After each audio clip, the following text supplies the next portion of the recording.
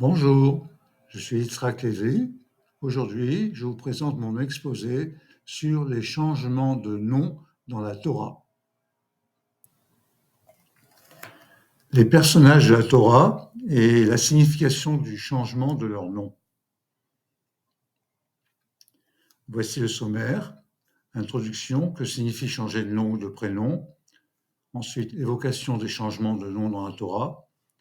Puis nous regarderons également dans les livres des prophètes et des hagiographes. Changement de nom dans le judaïsme.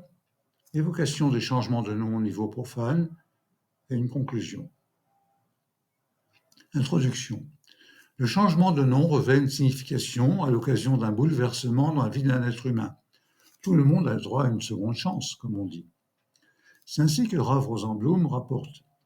Lorsqu'une personne est gravement malade, on lui rajoute un prénom afin de déchirer la sentence qui pèse sur elle. Cette coutume est basée sur une affirmation de la Guémara, rapportée dans le traité Rosh Hashanah, page 16b. 4 choses déchirent la sentence qui plane sur un homme. Et l'une d'entre elles, c'est le changement de prénom. Le Rambam explique. Il change son prénom, cela signifie « je suis quelqu'un d'autre, je ne suis plus l'homme qui a fait cette action-là ». Sous-entendu, une mauvaise action qui entraîne un décret néfaste du ciel. Le cas se produit aussi dans la vie d'un individu lors d'une situation bloquée, une impasse, etc. L'être humain peut changer de nom en changeant d'attitude. Également, il va changer d'attitude en changeant de nom. Voir traité Berachot, page 7b. Parcourons la Torah pour évoquer les changements de nom de certains personnages, des personnages célèbres. Dans la Genèse, la paracha Noach, au chapitre 10, verset 8. Coush, le fils de Cham, engendra Nimrod. Ce fut le premier conquérant, le premier roi régnant despote, initiateur de la tour de Babel. Il fut un puissant chasseur à la face de l'Éternel. Nimrod devint par la suite le grand adversaire d'Abraham. Nimrod, c'est son nom propre. À comparer avec la paracha Lech Lecha au chapitre 14. Ceci arriva au temps d'Amraphel, roi de Shinéar en Babylonie. Il s'agit de Nimrod, lequel avait dit à Abraham, « Jette-toi dans la fournaise ardente, jette-toi foule ». D'où Amra, foule, selon le Midrash Tantrouma. Amraphel, c'est un nom qualificatif. Après l'échec de la tour de Babel, Nimrod prit ce nouveau nom. Cet Amraphel est identifié par certains historiens comme étant Hammurabi, le roi illustre de Babylonie, dont le règne se situe vers 1792 à 1750 avant notre ère. Je rappelle que Abraham, lui, est né en 1813 avant notre ère. Donc cet Hammurabi a réuni les cités-États du nord et du sud babyloniens pour constituer un empire centralisé. Un clin d'œil en Gematria. Nimrod, avec le Nun, le même, le Resh Dalet, cela fait 294. Lorsqu'on l'associe à Amraphel, avec le Aleph, le même 40, le Resh 200, le Fait 80 et le Lamed 30, ça donne 351. En faisant la somme des deux, on obtient 645.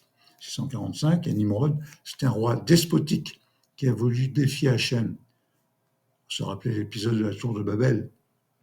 Eh bien, ceci est à comparer au roi David, humble, qui lui a dit « Je me fais tout petit devant l'Éternel ».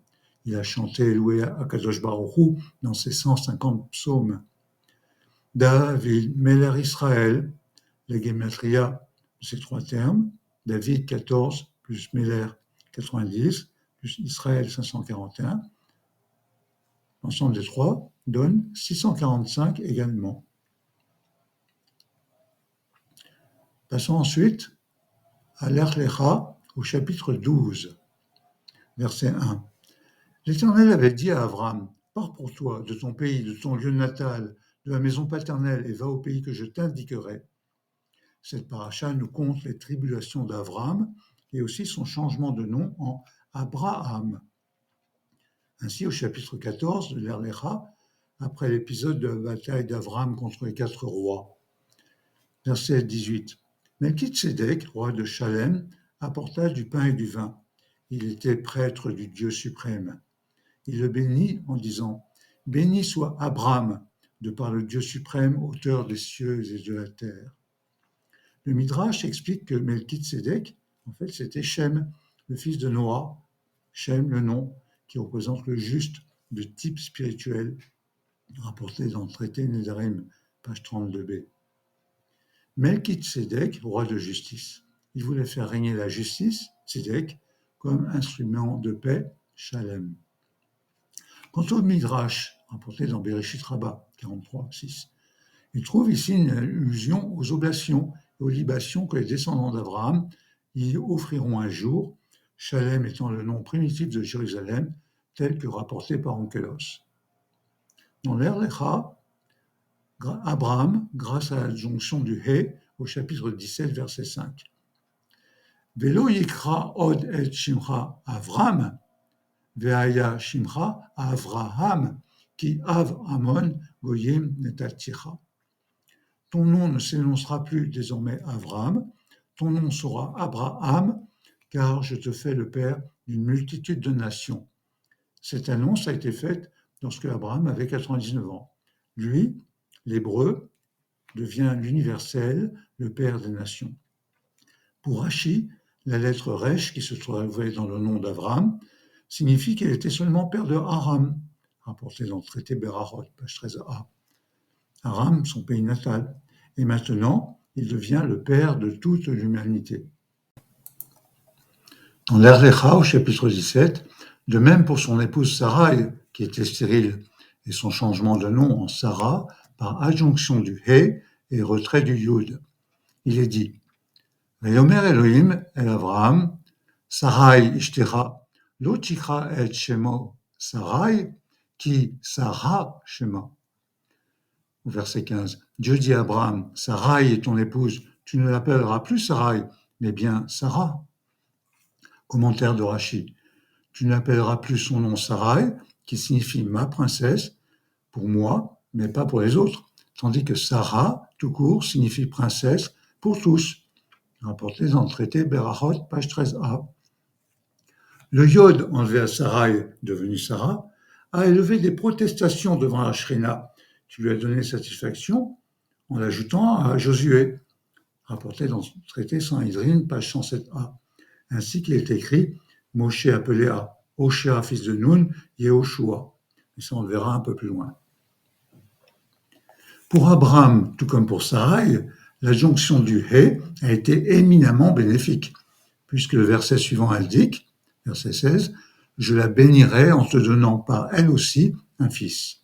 Je la bénirai en ce qu'elle produira des nations et que des chefs de peuple naîtront d'elle. » Le He est donc le signe de la fécondité pour Abraham, tout comme pour Sarah.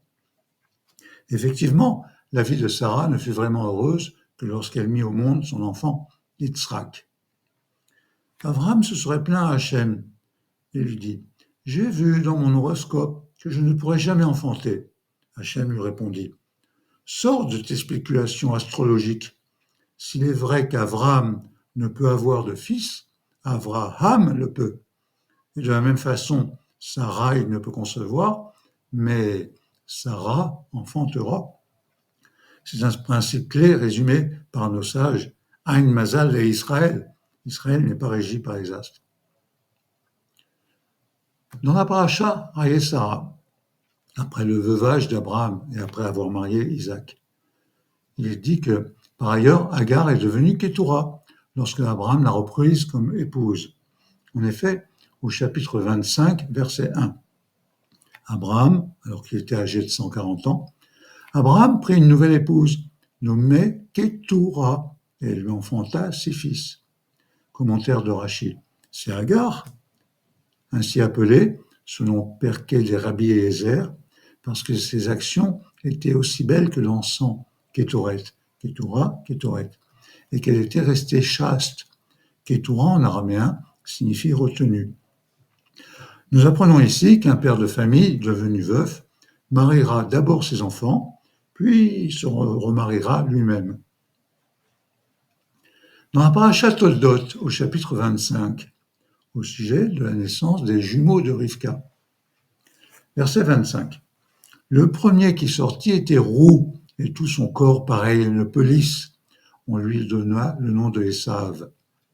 Vayetze Arishon Admoni, Kulo Keaderet Seach, Vaikreu Shemo Esav. Commentaire de Rashi. Ils appelèrent son nom Esav, de la racine Aase, faire. Tout le monde l'appelait ainsi parce qu'il était fait, c'est-à-dire qu'il était venu au monde tout velu, comme un âme, comme un homme déjà d'âge mûr. Verset 26. Ensuite naquit son frère, tenant de la main le talon d'Esav, et on le nomma Jacob. Rashi. C'est son père qui l'appelait ainsi, parce qu'il avait tenu le talon à Akev de Esav. Dans la parasha Toldot, au chapitre 25, au sujet du droit d'aînesse contre un plat de lentilles. Verset 30. Esav dit à Jacob, « Laisse-moi avaler, je te prie, de ce rouge, de ce mets rouge, car je suis fatigué. » C'est à ce propos qu'on le nomma Édom. Commentaire de Rashi. Du rouge, de ce rouge-là, des lentilles rouges. Abraham était mort ce jour-là, afin qu'il ne puisse pas voir son petit-fils prendre le chemin du mal, tel que c'est rapporté dans Baba Batra, page 16b. Et en effet, ce n'aurait pas été la bonne vieillesse pour Abraham s'il avait survécu. La bonne vieillesse telle que le Saint béni, soit-il, lui avait promis. Aussi a-t-il abrégé sa vie de 5 ans. Alors que Yitzhak vivra 180 ans, Abraham, lui, n'en a vécu que 175 pour ne pas voir le méfait de son petit-fils. Jacob a fait cuire des lentilles, c'était pour le premier repas de deuil en l'honneur de son grand-père. Édom signifiant le rouge ou le roux. Esav avait une affinité pour la couleur rouge, qui est la couleur du sang. Ce fut cette couleur rouge du plat de lentilles qui l'attira, bien plus que sa qualité. Dans la paracha Vayishlach, au chapitre 32, épisode de la lutte de Jacob avec l'ange, verset 27. L'ange dit « Laisse-moi partir, car l'aube est venue. » Jacob répondit « Je ne te laisserai point, que tu ne m'aies béni. » Verset 28. Il lui dit alors « Quel est ton nom ?»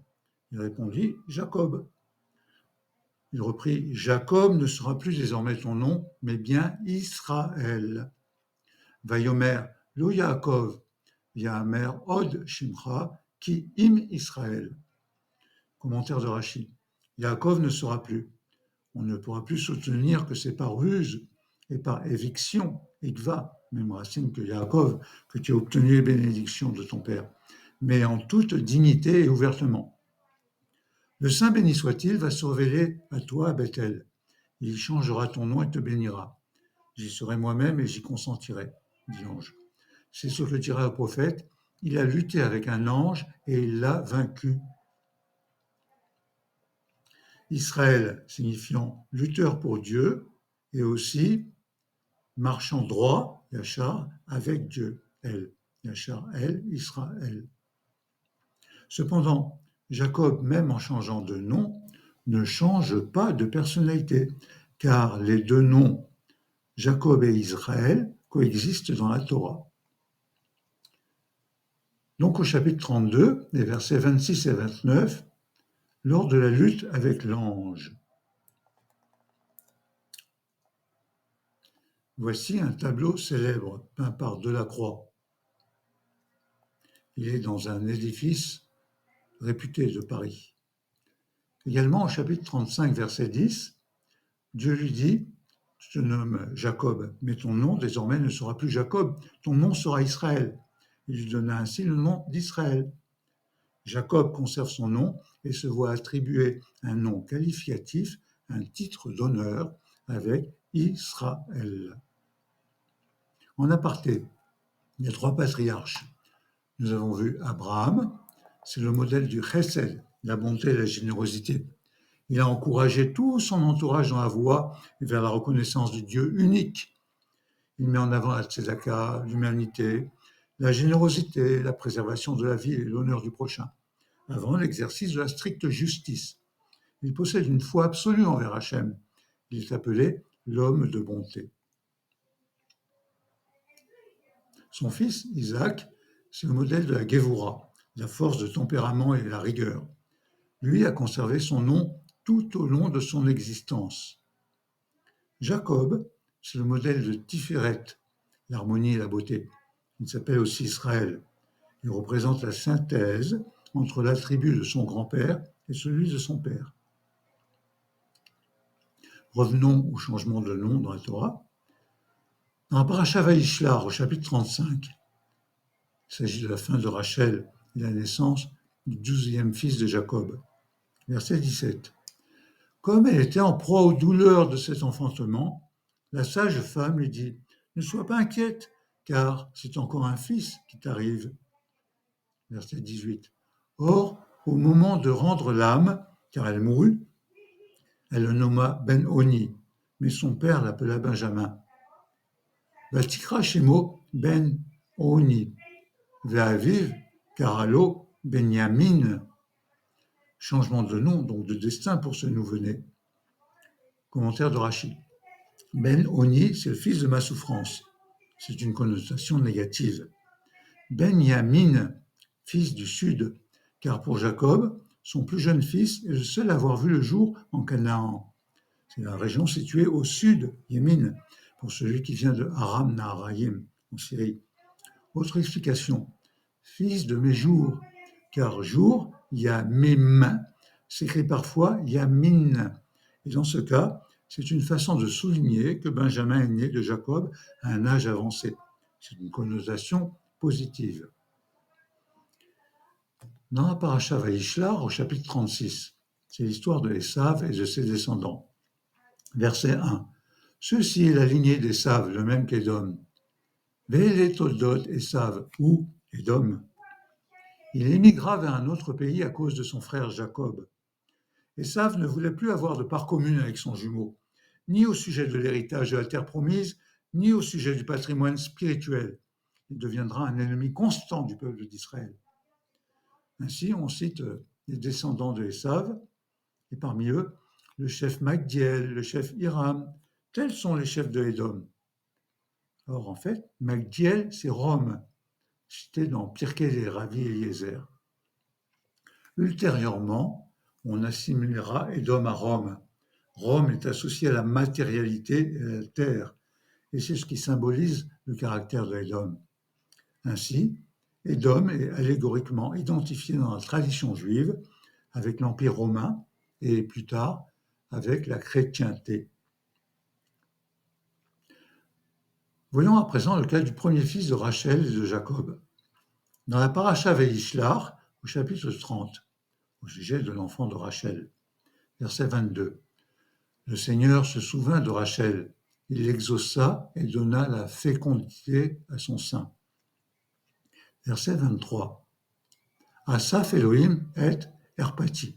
Elle conçut et enfanta un fils, et elle dit, Dieu a effacé ma honte parce que j'étais stérile. Vatikra et Shemo Yosef, les morts. Yosef Adonai Eli ben Aher. Elle énonça son nom Joseph en disant, Dieu veuille me donner encore un second fils. Ainsi, le verbe asef fait partie des mots à double sens, à la fois ôter la honte d'être sans enfant, et ajouter un autre enfant. Dans la Parasha Miketz, au chapitre 41, Joseph devient vice-roi d'Égypte et a 30 ans seulement. Verset 39. Pharaon dit à Joseph, « Puisque Dieu t'a révélé tout cela, nul n'est sage et entendu comme toi, car c'est toi qui seras le chef de ma maison. Tout mon peuple sera gouverné par ta parole, et je n'aurai sur toi que la prééminence du trône. » Un peu plus loin, verset 45. Pharaon surnomma Joseph Sophnat Panéar, et il lui donna pour femme Osnat, qui était la fille de Dina. C'était la fille de Potiphéra, alias Putifar, le prêtre de On. Commentaire de Rashi. Sophnat Panéar, celui qui dévoile les faces cachées, c'est Founot. C'est une allusion à la faculté de Joseph d'expliquer les rêves. Quant au mot Panéar, on ne le trouve nulle part ailleurs dans le texte biblique. Ainsi, Joseph est doté d'un nouveau nom à l'occasion de sa nomination au plus haut poste de l'Empire d'Égypte, à savoir vice-roi.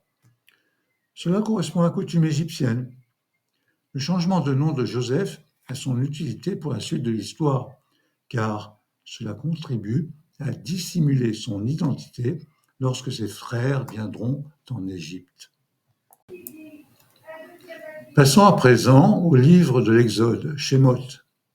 Parashat Shemot, chapitre 2, le séjour de Moïse à Midian, au verset 16.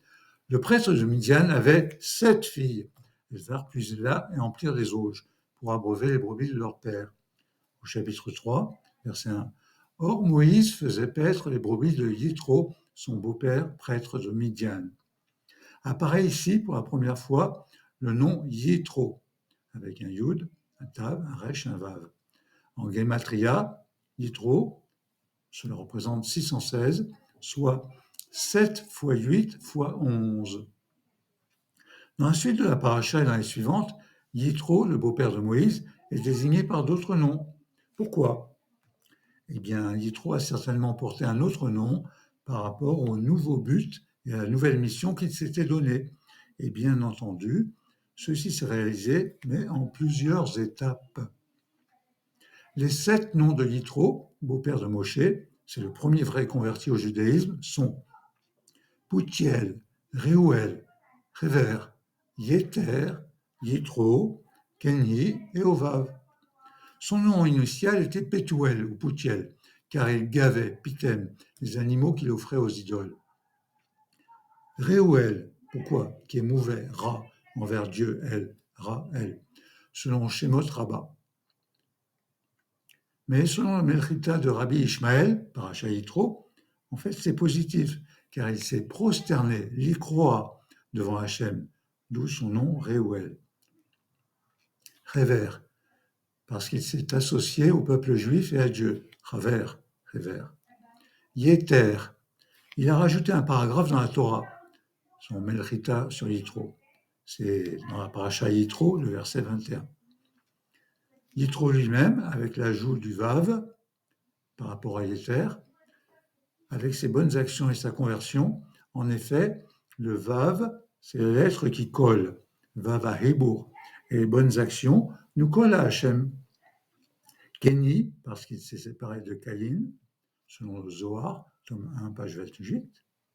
Hovav, cela fait allusion à Haviv, qui veut dire bien-aimé, car dans sa courageuse démarche, Yitro fut aimé de Hachem, selon le Mechilta de Rabbi Ishmael, Parashat Yitro. Dans la Parashat Béchala, au chapitre 17, nous voyons arriver la première occurrence de Josué, verset 9. Moïse dit à Yehoshua, choisis les hommes et va livrer bataille à Amalek. Demain, je me tiendrai au sommet de cette colline, le bâton divin à la main. Verset 10. Josué, Yehoshua, exécuta ce que lui avait dit Moïse en livrant bataille à Amalek. Beaucoup plus loin, dans l'épisode des explorateurs envoyés par Moïse en terre de Canaan. C'est dans le livre des Nombres, à Parashat Shelar Lecha, au chapitre 13, verset 3. Moïse envoya les explorateurs du désert de Paran selon la parole de l'Éternel. Verset 4, voici leurs noms. Et il cite pour chacun pour sa tribu. Pour la tribu d'Éphraïm, Oshéa ben Nun. Oshéa, fils de Nun. Au verset 16, tels sont les noms des hommes que Moïse envoya explorer la contrée. Moïse avait nommé Oshéa, fils de Nun, Yehoshua. Vayikra Moshe Lehoshua ben Nun, Yehoshua. Commentaire de Rashi. Moshe a prié pour lui. Veuille Hachem te sauver, car Yoshiaha, du complot des explorateurs, rapporté dans Maseret Sota, page 34b. Et aussi, le Yod qui a été enlevé à Sarah est devenu Sarah. Il avait élevé des protestations devant Shrina. Il lui a donné satisfaction en l'ajoutant à Josué. Maseret Sanhedrin, page 107a. Dans la paracha Haazinu du Deutéronome, au chapitre 32, verset 44, Moïse vint faire entendre au peuple toutes les paroles de ce cantique, lui avec Oshéa bin Nun, alors que le fidèle serviteur et disciple de Moïse est nommé Yehoshua de nombreuses fois dans l'Exode, le Lévitique, les Nombres et ce livre-ci, le Deutéronome. Son nom, Oshéa, réapparaît dans ce verset. Pourquoi? Rachid explique, pour signaler que son esprit ne s'est pas enorgueilli et que malgré la grandeur qui lui a été conférée, Yehoshua est resté aussi humble que par le passé, Oshéa. C'en est fini pour le livre, les 5 livres de la Torah. Passons à présent au livre des prophètes. Dans le deuxième livre de Samuel, Shmuel Bet, au chapitre 2, verset 8. Or, Abner, fils de Ner, le chef de l'armée de Shaoul, avait pris Ishboshet, le fils de Shaoul, et l'avait fait proclamer roi sur le Galad, et sur certaines régions et sur une grande partie d'Israël. Au verset 10, Ishboshet, le fils de Shaoul, était âgé de 40 ans lorsqu'il devint ainsi roi d'Israël et il régna 2 ans. Pendant ce temps-là, David régnait sur Juda. Ishboshet, son nom signifie homme de la honte. Il est à remarquer que dans le premier livre des Chroniques, d'Ivré à Yamim, au chapitre 8, au verset 33, il est écrit « Shaoul engendra Jonathan, Malchishua, Aminadab et Eshbaal. Le 4e fils de Shaoul est mentionné en tant que Eshbaal ou Ishbaal, à savoir homme de Baal. Ceci est à mettre en rapport avec l'une des paroles de Jérémie, Yirmiyahu. Au chapitre 11, verset 13, il est écrit « Aussi nombreux que les rues de Jérusalem sont les autels élevés par vous à un culte honteux, les autels pour encenser Baal. Ou Mispar, Hutzot, Yerushalayim, Samretem, Misbechot, la Bochet, Misbechot, la Kater, le Baal. » Ishboshet a comparé à Ishbaal. En fait, cela ne lui apportera aucun mérite. Ce roi, Ishboshet, finira assassiné par Rekab et Baal, les fils de Rimon le Béhérothite. Ainsi, au chapitre 4, verset 8, il est écrit « Ils apportèrent à David à Hébron la tête de Ishboshet et dirent au roi « Voici la tête d'Ishboshet, fils de Shaoul, ton ennemi, qui en voulait à ta vie. Dieu a vengé mon seigneur le roi en ce jour, a vengé de Shaoul et de sa postérité. » Ce ne lui a pas réussi. Aussi bien Ishboshet que Ishbaal. Passons à présent au fils bien-aimé, fils et successeur de David, le roi Salomon, Shlomo. Shlomo écrit plusieurs livres, en particulier l'Ecclésiaste, Qohélet. Au chapitre 1, verset 1, il est écrit « Divrei Qohélet ben David, Meler Berushalayim ». Parole de Qohélet, fils de David, roi à Jérusalem. Vanité des vanités, a dit Qohélet, vanité des vanités, tout est vanité. Salomon est appelé ici Qohélet, celui qui s'adresse à la foule. Au chapitre 12, verset 13, la conclusion de tout le discours, écoutons-la. Crains Dieu, observe ses commandements, car c'est là tout ce que doit faire l'homme. Le terme hébreu Qohélet, avec le kouf, le he, le lamed, le tav, est construit sur la racine kahal, signifiant foule, et comme verbe rassembler. Qohélet est donc plus probablement un titre qu'un nom, référant à un rassembleur des foules pour les instruire dans la sagesse. Ecclésiaste vient de la traduction de la Septante de Qohélet, car ce mot tire ses origines du grec ecclésia, signifiant rassemblement. Donc, on voit ici que Salomon, le nom Shlomo, relatif à ce grand roi qui était le successeur de David, avait aussi pour nom ecclésiaste. Mais ecclésiaste, en tant que rassembleur, c'est plus un titre que son nom. Dans le livre des hagiographes, Megillat Esther, au chapitre 1, verset 14, et à ceux qui l'approchaient, le roi de plus près, c'étaient les sages initiés à connaissance des temps. Il s'agissait de Karshena, Shetar, Admata, Tarshish, Meres, Marsena et Memouchan. C'étaient les 7 seigneurs qui avaient accès auprès de la personne du roi. La guématria de Memouchan, avec le même, encore le même, le vav, le kaf et le nun, ça donne 156, tout comme Yosef, 156. C'est ce Memouchan qui va proposer la condamnation de la reine Vashti à mort, au chapitre 1, verset 16. Or, Memouchan, ce n'est autre que Haman, ce qualificatif signifiant préparé. Ça lui avait été attribué parce qu'il était destiné à être châtié. En effet, Mouchan, destiné, et aussi parce qu'il va de ce fait préparer l'accession d'Esther au trône.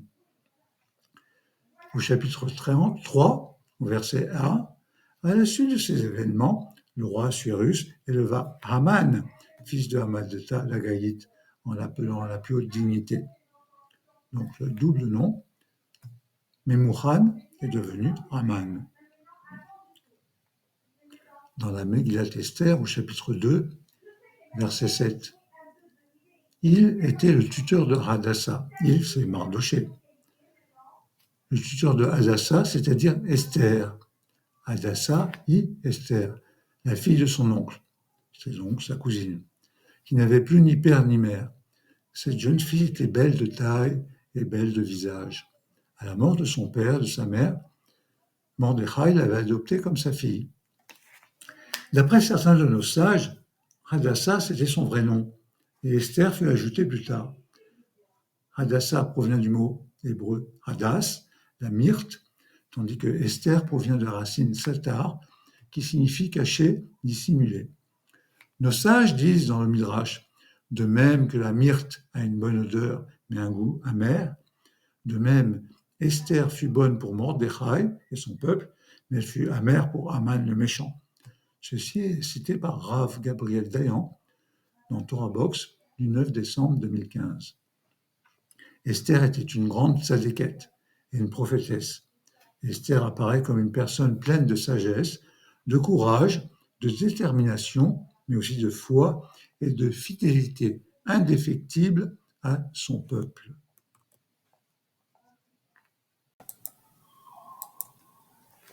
Chapitre 4. Évocation des changements de nom dans le judaïsme.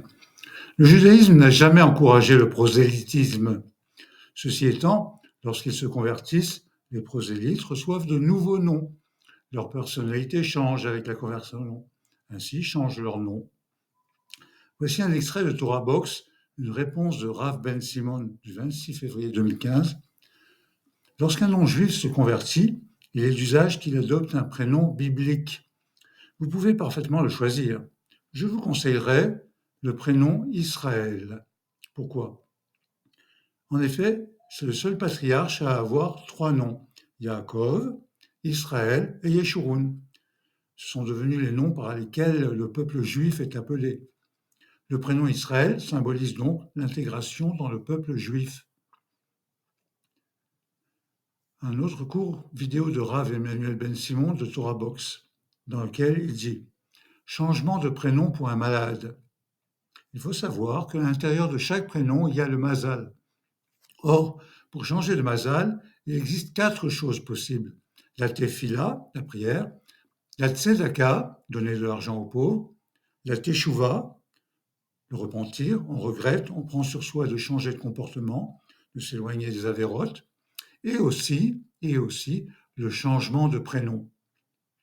Quand la maladie est grave et qu'il y a un risque avéré pour la personne, alors il est bon, avec le conseil d'un rave, d'ajouter un prénom en premier au prénom usuel, suivi de battre le prénom de sa mère. Puis, il faut énoncer son nouveau prénom pendant au moins 30 jours par plusieurs personnes pour que cela soit valide. Autre chose, Évocation des changements de nom à titre profane sur le site www.servicepublic.fr. Vous pouvez changer de nom de famille. Vous pouvez utiliser la procédure simplifiée et gratuite de changement de nom. La procédure simplifiée, changement de nom, permet de porter le nom du parent qui n'a pas transmis le sien, à savoir soit en ajoutant le nom de son parent à votre nom de famille actuel dans l'ordre que vous souhaitez, soit en remplaçant votre nom de famille actuel par le nom de ce parent. Ceci étant, vous pouvez utiliser cette procédure une seule fois dans votre vie.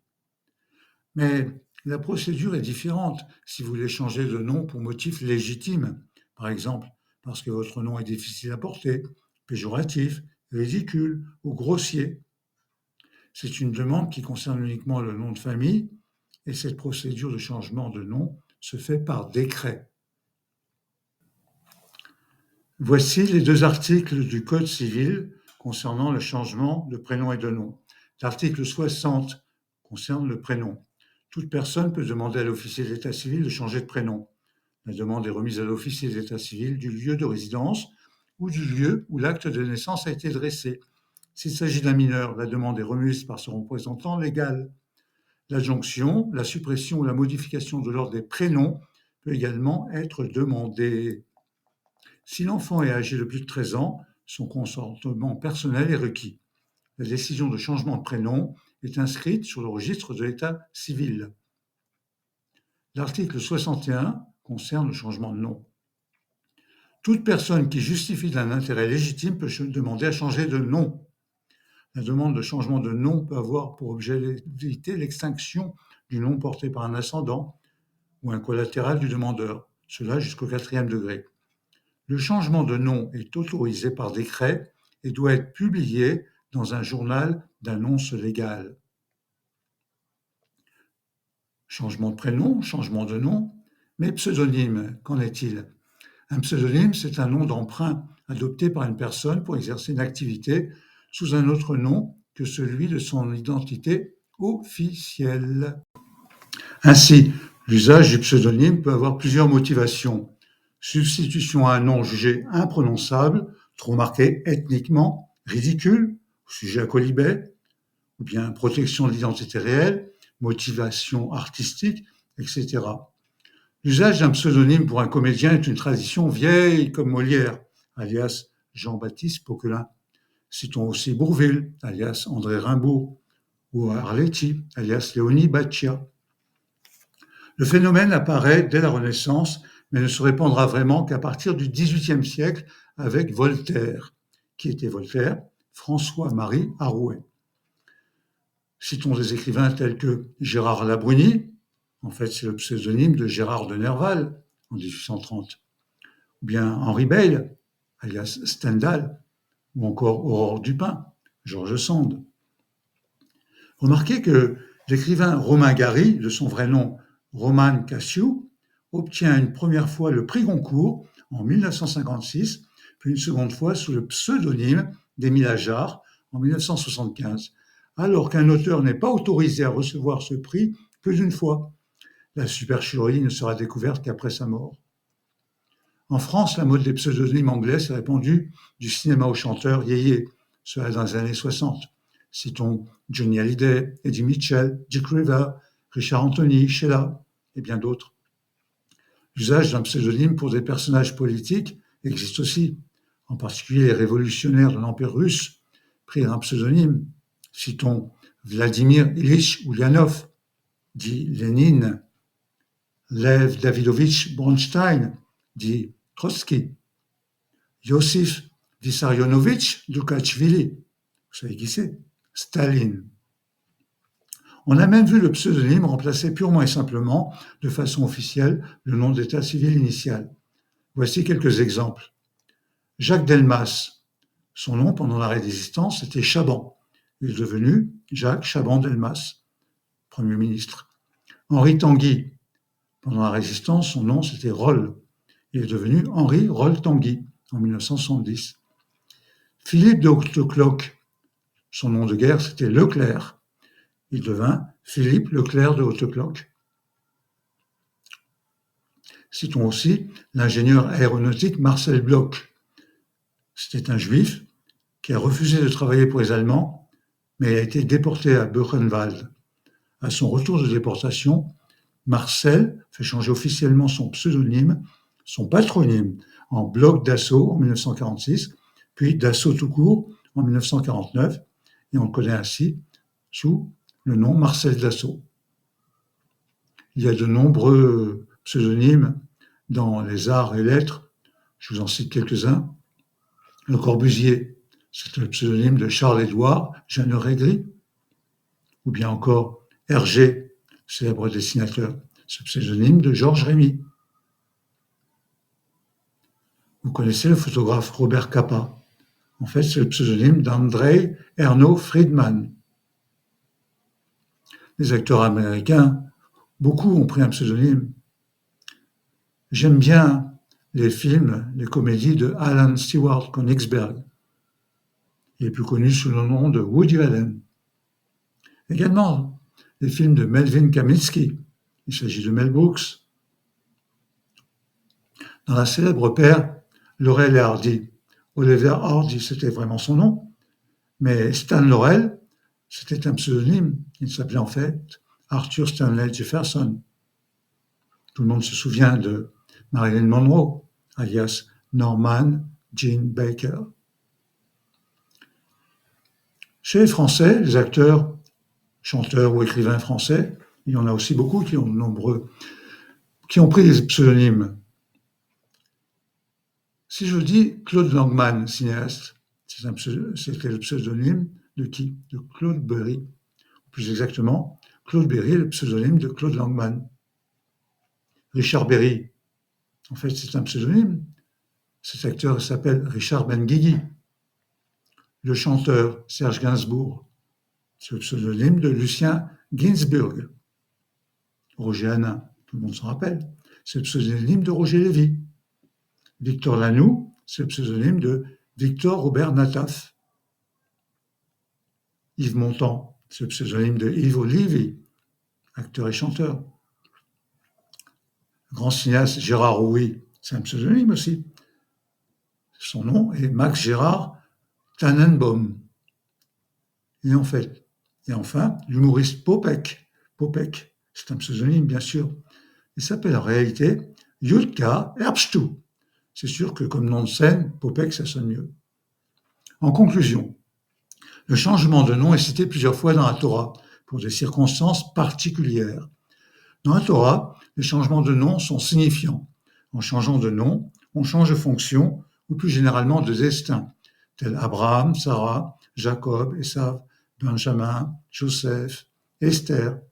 Par contre, les ennemis du peuple juif n'échappent pas à leur aspect néfaste. Mais cela apparaît sous deux aspects qui se différencient dans le temps. Nimrod, puis Amraphel, Esav, puis Edom, Ishboshet, puis Ishbaal, Memouchan, ensuite Haman, le méchant. Par ailleurs, de nombreuses personnes souffrent de certains maux. Elles traversent des périodes très difficiles ou bien subissent certains torts. Et parfois, cela est dû à leur prénom. Il est alors conseillé de changer de prénom. Ainsi, à la suite d'un obstacle, d'un chemin apparemment sans issue ou semé d'embûches, le changement de nom ou de prénom sera considéré comme un nouveau départ dans la vie. C'est le principe de la seconde chance. Mes références sont le livre La Voix de la Torah, volume 1, Bereshit, de Eli Munk, le site sepharim.fr, dans lequel j'ai recherché les commentaires de Rashi au sujet de personnages célèbres, le livre Les Jours redoutables de Rav Baruch Rosenblum, et bien entendu, le site de Torah Box avec les cours et les réponses du Rav Emmanuel Ben Simon. Et voilà, je vous remercie de votre écoute.